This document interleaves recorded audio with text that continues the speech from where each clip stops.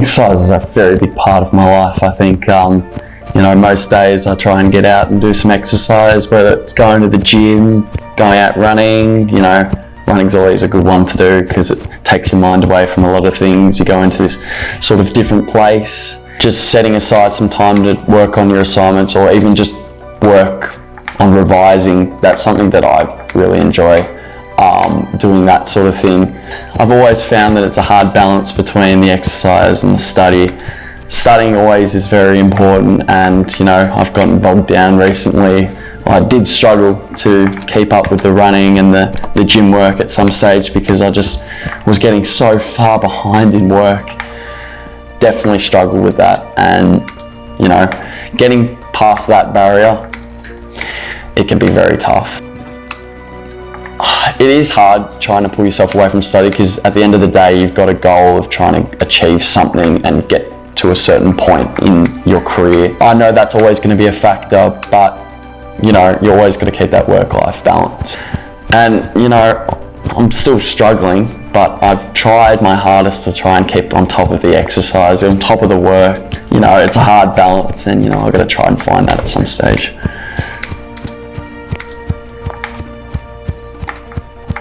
I have a goal at the end, so that's kind of why I keep doing it.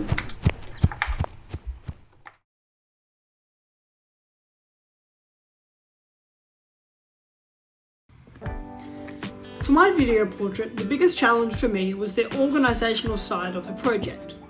I had to change interviewees 3 times due to various scheduling conflicts and location difficulties.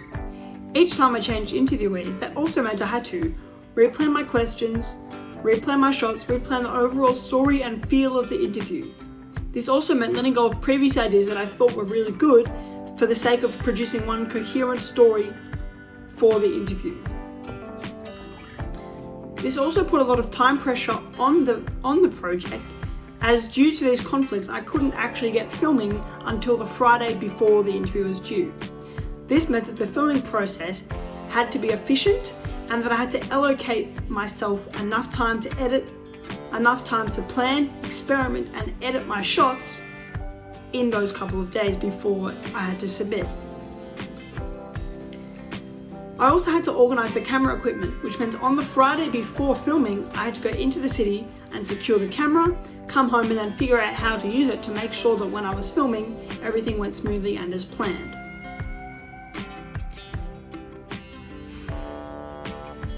While this was stressful, in the end it allowed the interview to flow smoothly, and it meant that I could get all the filming done within a short amount of time, which meant I had more time to edit and to create the best project possible.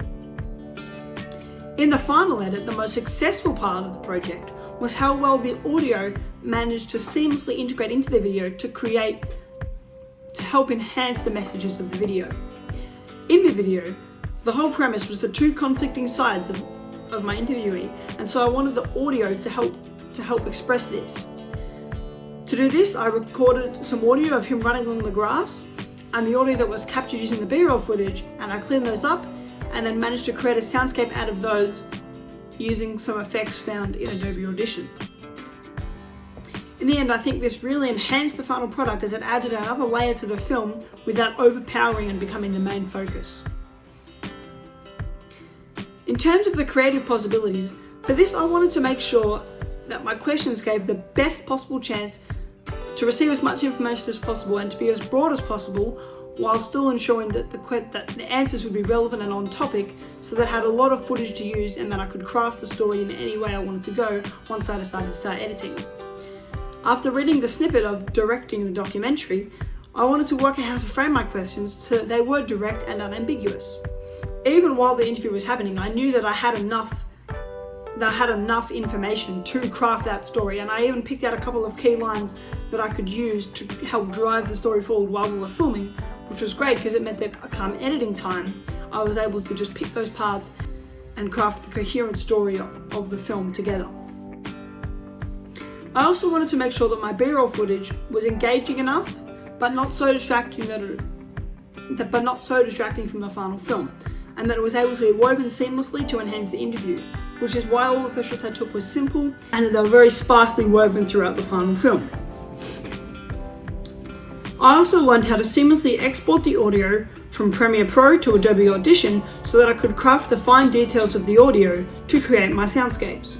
This is something that I'll be able to use going forward, as it will allow me to make the fine, concise edits in Adobe Audition that otherwise are not possible to make in Premiere Pro.